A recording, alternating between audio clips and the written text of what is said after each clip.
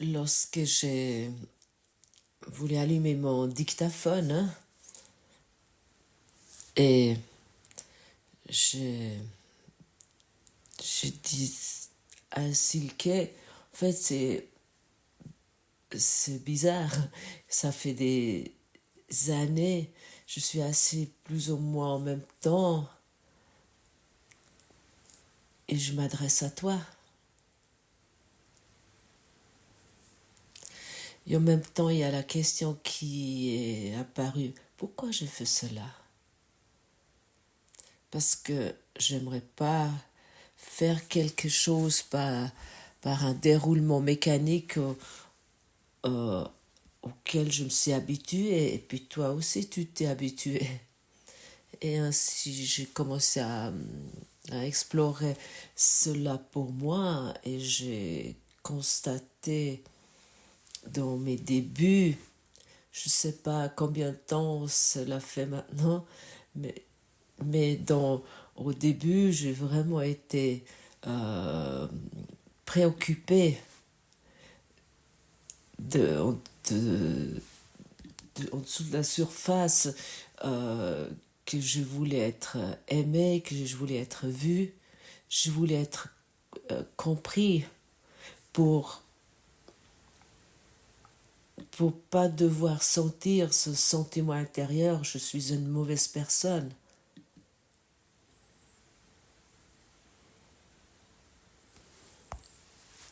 Et avec les années,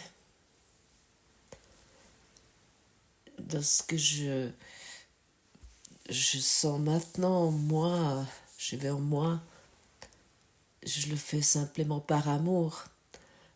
Par amour pour toi et aussi pour moi, par amour pour Dieu, par amour pour l'amour, par amour pour la lumière.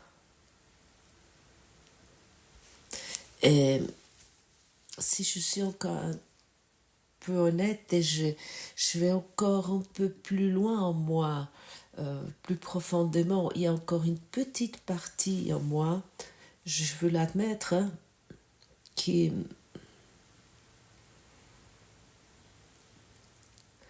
qui cherche encore la reconnaissance. Alors il doit y avoir encore un sentiment, il doit y avoir encore un sentiment que je ne ressens pas vraiment. Il doit y avoir une idée en moi, je suis une mauvaise personne.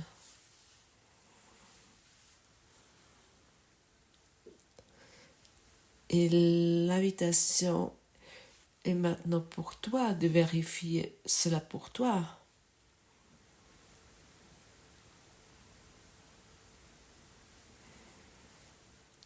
Parce que si nous avons cette idée en nous, je suis une mauvaise personne par exemple, à ce moment-là, nous ne regardons pas en dedans.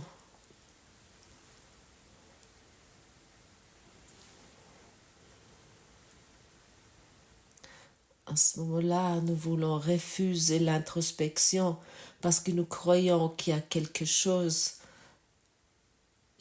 d'obscur que nous devons avoir peur. Dans notre leçon aujourd'hui est dit au-dedans de nous et l'éternelle innocence, c'est parce que c'est la volonté de Dieu qu'elle soit pour toujours et à jamais. Et moi j'ai peur d'aller en moi parce que je crois que j'ai forgé une autre volonté qui n'est en fait pas vrai, mais que je le rendu réel, et en fait, il n'a pas d'effet en moi, et l'Esprit Saint, le Saint-Esprit, et ce souvenir est toujours en moi.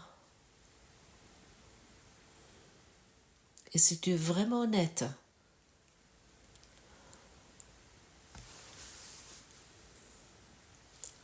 tu as une peur en toi, et cette peur vient de cette idée, je suis mauvais.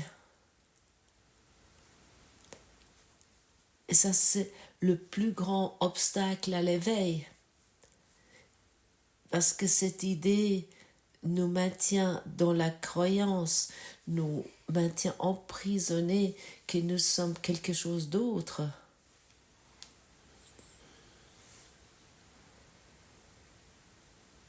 Vérifie cela une fois pour toi. Est-ce que tu peux découvrir cette idée en toi, je suis une mauvaise personne ou je suis simplement mauvais?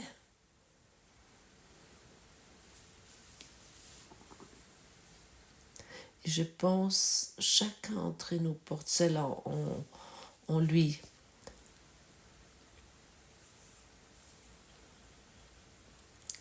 Et à cause de cette idée qu'il a cachée en lui, duquel il croit qu'il ne doit jamais montrer ça à personne, personne doit découvrir ce secret, ça doit rester caché. Ce secret doit rester caché depuis ton enfance, depuis ta puberté, ta jeunesse, dans ta phase actuelle de vie, peut-être quelque chose doit être caché.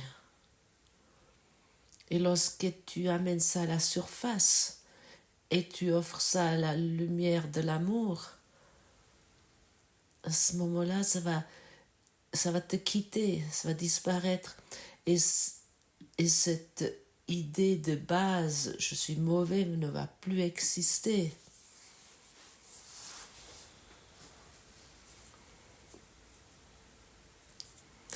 Et peut-être ça n'a rien à voir avec cette existence maintenant.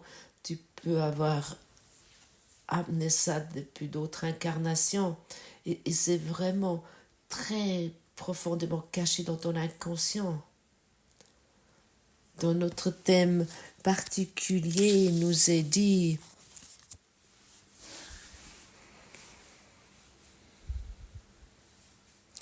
le second avènement est le seul événement dans le temps que le temps lui-même ne peut affecter. Car tous ceux qui sont jamais venus pour mourir, ou qui viendront encore, ou qui sont présents maintenant, sont également délivrés de ce qu'ils ont fait. Alors, nous sommes venus ici aussi avec nos thèmes obscurs qui a tellement solidifié cette idée en nous, je suis une mauvaise personne, pour pouvoir délivrer cela, pour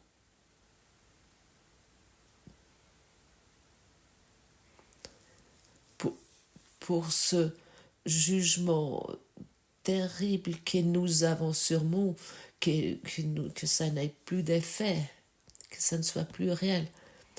Donc chacun d'entre nous, si nous suivons ce thème particulier, chacun d'entre nous va s'éveiller. L'éveil est inévitable et pour cette raison nous profitons du temps, nous utilisons le temps, nous utilisons et profitons de tous les événements qui arrivent et qui sont là pour totalement s'épanouir. Et il doit aussi être dit, cet éveil se passe dans cette vie, dans cette incarnation que nous rêvons, ou dans une autre vie. Et chacun qui va venir, et toi et tu es le suivant, va être à un moment donné être délivré de sa culpabilité et délivré et rédimé de son rêve et de son idée je suis une mauvaise personne, il va être délivré de cela.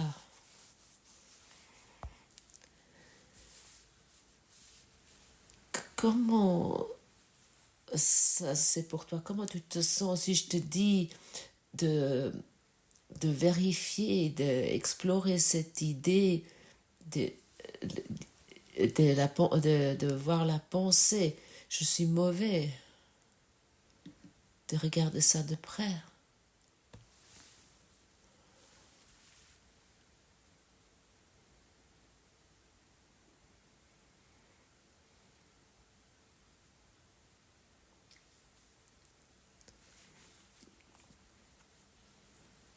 Est-ce que tu peux ce secret obscur en toi qui donne une réalité à cette idée, je suis mauvais?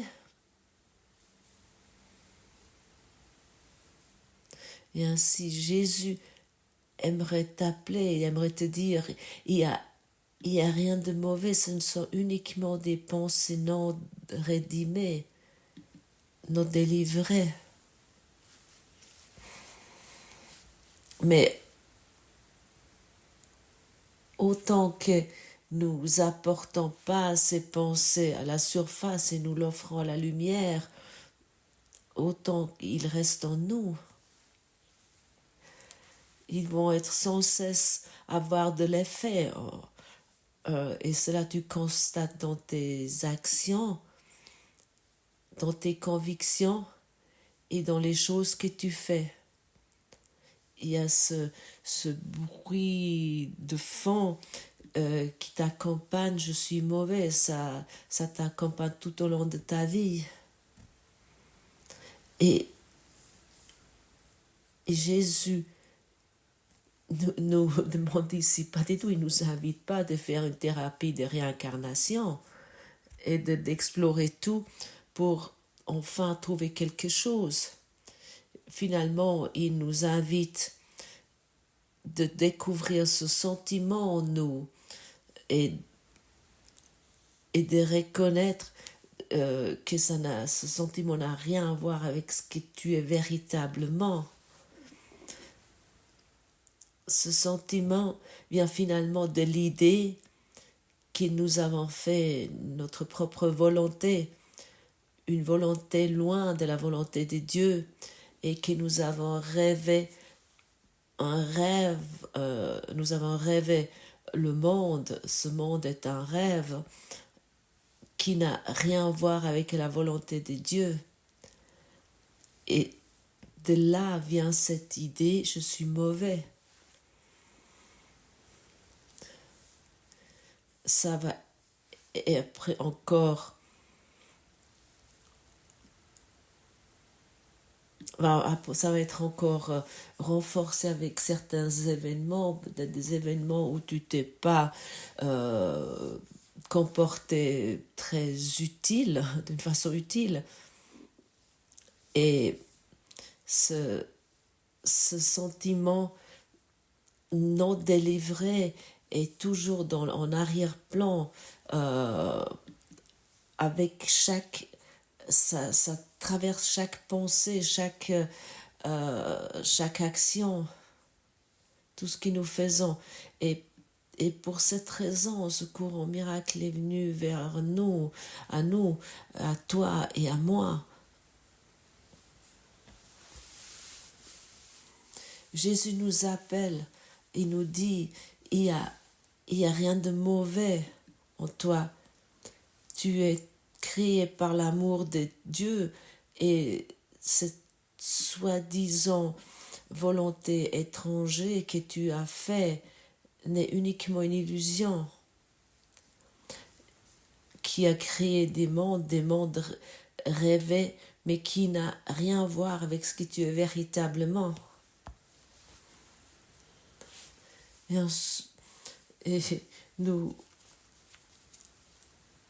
Et pour cette raison, nous allons dans ce monde, et puis comme déjà mentionné tout à l'heure, nous essayons de trouver la reconnaissance, nous essayons de trouver quelqu'un qui nous aime, ou nous essayons de trouver des coupables. Pourquoi nous allons si mal? Et peu qui cherchent vont vraiment à ce point, qui vont à ce point de trouver cette idée, c'est moi qui est mauvais. Parce que de cette idée-là, il y a le monde entier se crée. Et ça veut aussi dire, lorsque c'est dit dans le cours, la voix de l'ego parle toujours premier, Qu'est-ce que cela veut dire? La voix de l'ego parle toujours en premier. Regarde dans ton monde et tu vois la voix de l'ego.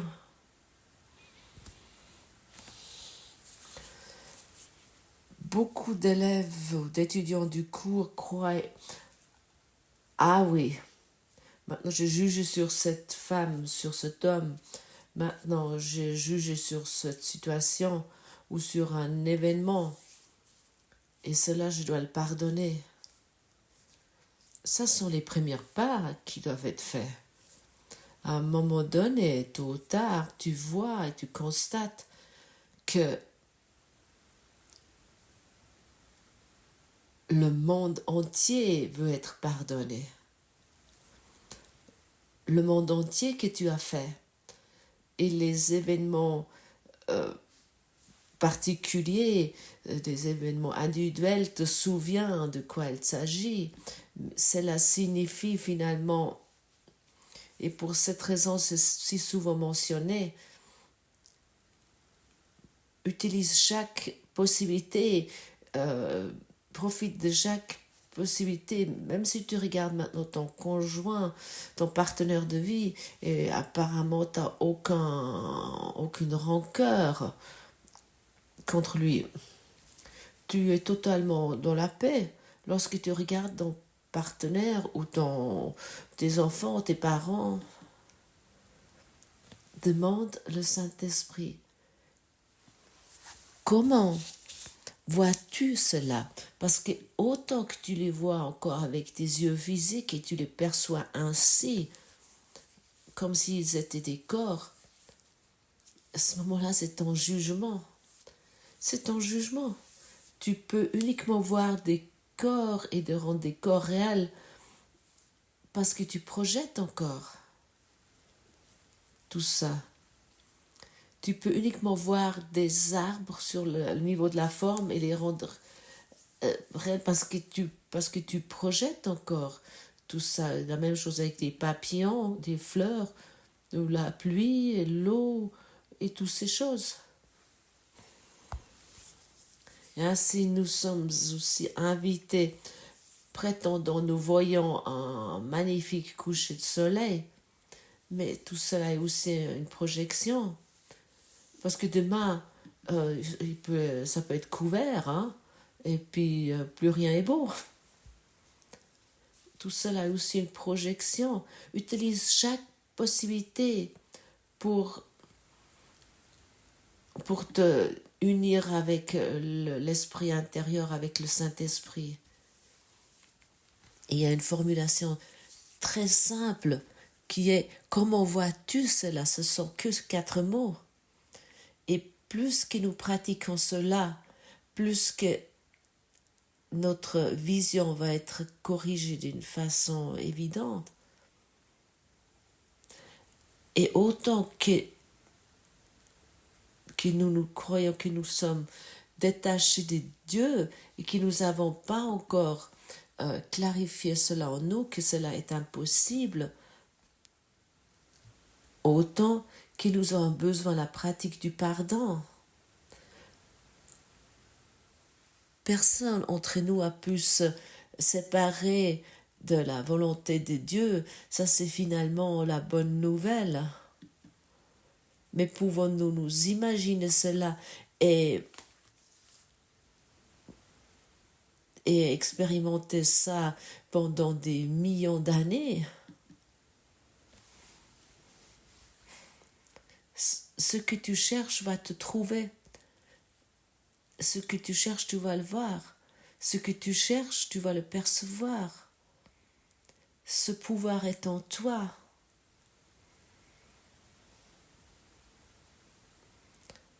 Dans un rêve, tout est possible. Tu peux rêver tout ce que tu veux, peu importe, sur la base ou sur cette base, je suis mauvais. Mais personne peut découvrir cela. Ah non, ça, il ne faut pas que personne que sache ça. Et alors je dois venir immédiatement une bonne personne. Ça, c'était ma tactique. Je ne sais pas comment c'est chez toi. Je dois devenir une bonne personne. Je dois être aimé par tout le monde. Tout le monde doit m'apprécier. Je dois être aimable avec tout le monde. Et, et attention, si ça ne fonctionne pas, alors à ce moment-là, il y a quelqu'un qui est fautif. Et en tant que bonne personne auquel je me suis développée, je vais certainement trouver quelqu'un qui est pas bien, qui est mauvais, c'est sûr. Et à ce moment-là, j'ai fait cette boucle infinie au nouveau réel. C'est une boucle infinie. Et c'est là qu'il faut interrompre. Et celui qui écoute en lui, qui pratique l'introspection, à un moment donné, il va arriver au point où cette boucle infinie va être interrompue et tu vas plus donner croyance à cette folie. Est-ce que tu connais cette idée, je dois être une bonne personne, je dois devenir une bonne personne? Bonne chance avec ça, beaucoup de plaisir. Nos sentiments de culpabilité qui viennent de cette décision, de cette idée que nous avons fait notre propre volonté, ces sentiments de culpabilité qui se démontrent avec cela nous laissent nous sentir indignes envers la volonté de Dieu, envers Dieu. Et comme nous nous sentons pas dignes, c'est pas vrai, mais nous pouvons nous sentir ainsi. Nous nions l'amour de Dieu. Nous attaquons la vérité. Et nous ne voulons pas écouter la voix de l'amour. Mais nous voulons plutôt écouter la voix du monde rêvé. Dans ce monde de rêve où nous croyons nous sentir en sécurité de la punition de Dieu. Parce que nous sommes coupables. Parce que nous avons fait notre propre volonté.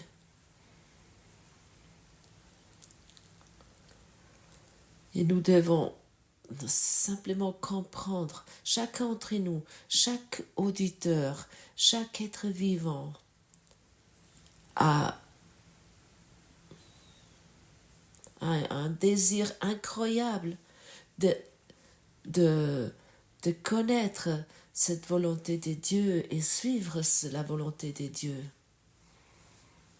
Et pour cette raison, tu écoutes aujourd'hui ici. Mais cela à la première place monte cette flamme en haut, cette lumière. Et ça c'est la détermination de chacun, et dans chacun ce désir est établi, cette volonté. Ça c'est ton véritable souhait de cœur, ton véritable désir. Et tu peux allumer ce désir de cœur en rappelant chaque être vivant quel est son véritable désir, son véritable besoin.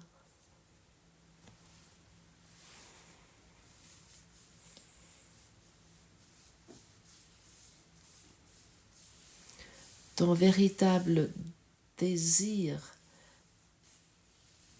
est d'être être un ministre de Dieu, mais ton sentiment de culpabilité et d'être sans valeur est une entrave vers ce désir.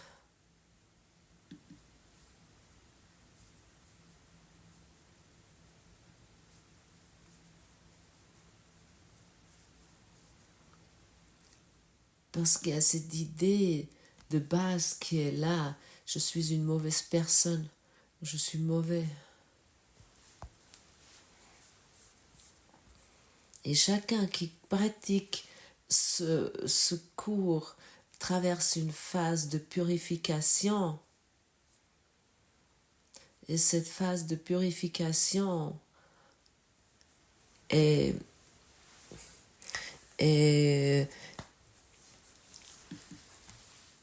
accélérée. Elle est avec ces mots que tu entends ici.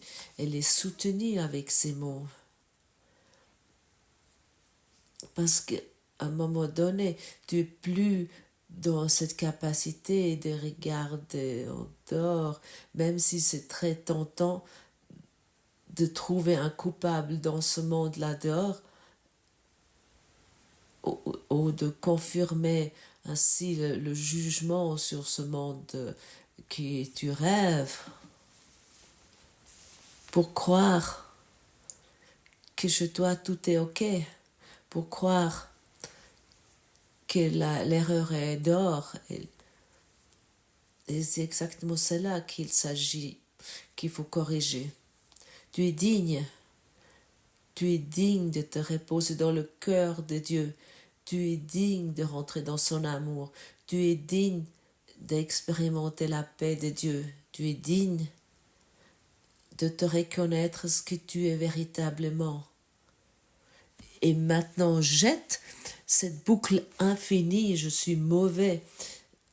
Regarde cette boucle et puis jette-la vraiment, mets-la dehors. Et tu vas pouvoir économiser un temps infini de souffrance.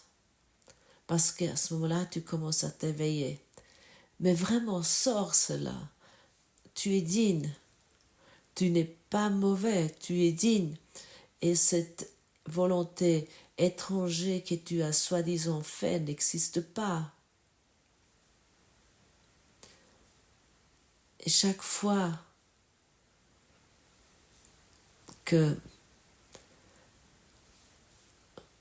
tu suis la voie de l'ego en rendant encore réel le monde de forme, demande toujours à ton mentor intérieur, demande-lui son avis, pratique que cela, sois uniquement avec cela.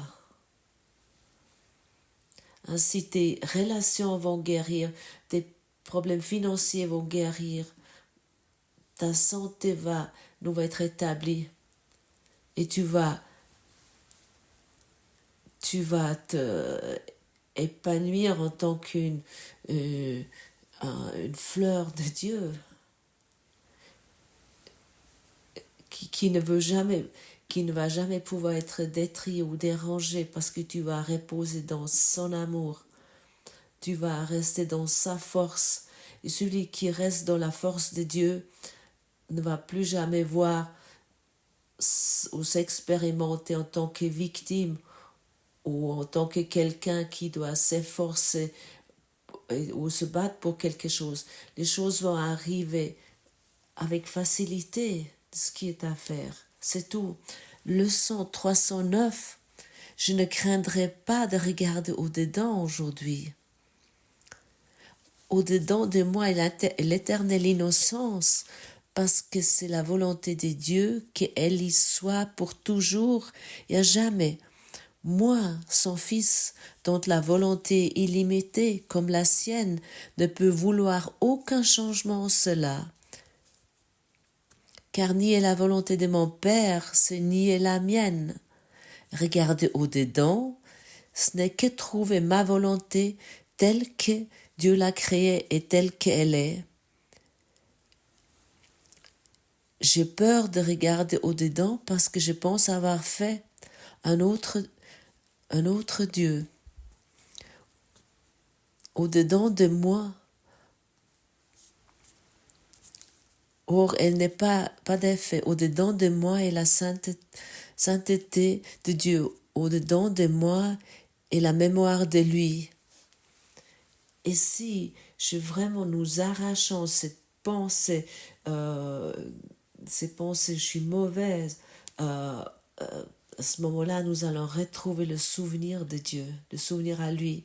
Nous allons nous souvenir du message de bonheur, à la paix. Nous allons nous souvenir à l'amour que tu es et qui nous unit.